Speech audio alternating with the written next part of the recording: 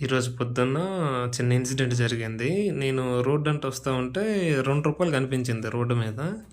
అయితే ఈ చిల్లర ఎందుకు తీసుకొని వెళ్ళడంలే ఏదో పడిపోయింది రూపాయి, రూ. 2 ఏటని చూస్తే రూ. 2 సర్లే ఎందుకులే మనకెందుకు అనుకోని అనిపించింది. ఎందుకు తీసుకోవడము అవసరమా అని. కానీ కొద్దిగా ఆలోచించి ఈ రూ. 2 లేనోళ్ళు ఎంతమందో ఉంటారు. ఒక వాటర్ ప్యాకెట్ కొనుక్కోవడానికి రూ. 2 లేక నీళ్ళు కరువైనోడు కూడా ఉండొచ్చు. కానీ మరి ఈ రూ. 2 నేను తక్కువ చేయకూడదు. దానికి విలువ ఇవ్వాలని నేను అది తీసుకొని అలాగ మనసులో అనుకొని వచ్చేస్తున్నాను. రూ. 2 ఇంటి దగ్గర పెట్టేశాను. అయితే అక్కడికి ఒక గంట అయింది. ఆ గంట తర్వాత మా ఫ్రెండ్ ఫోన్ చేశాడు.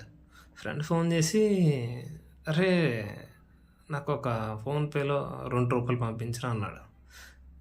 ఎగ్జాక్ట్‌గా రూ. 2 ఎందుకురా ఏటి అనుకున్నానంటే, ఆడు టోల్ గేట్ దగ్గర కట్టాలంట. అక్కడ రూ. 2 500 ఉన్నాయి. కానీ రూ. 2 లేవు. రూ. 2 ఉంటేనే టోల్ గేట్ కట్టడానికి అవుతది. ఫోన్‌పే చేయరా అనుకున్నానంటే నేను షాక్ అయిపోయాను. ఒకటి యమ్మ జీవితం ఏంట్రా నాకెక్కడ రూ. 2 దొరకడం ఏంటి? వీడు అదే నేను కొంచెం ఫస్ట్ ఎలా ఆలోచించాను, నెగెటివ్‌గా ఆలోచించాను. ఈ రూ. 2 ఏటొస్తదిలే, ఇదెందుకు నేను తీసుకోవాలిలే అని నేను అనేసుకున్నాను. కానీ మళ్ళీ వెంటనే మనసు మార్చుకొని తీసుకొని అలాగ ఇంటికొచ్చేసాను.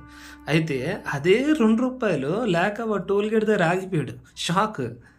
అయితే మనం డబ్బుకు విలువిస్తే అది ఖచ్చితంగా మనకు విలువిస్తదని ఈరోజు గొప్ప గుణపాఠం నేర్చుకున్నాను. ఏదో ఒక పాఠం నేర్చుకున్నాను అనిపిస్తుంది నాకైతే.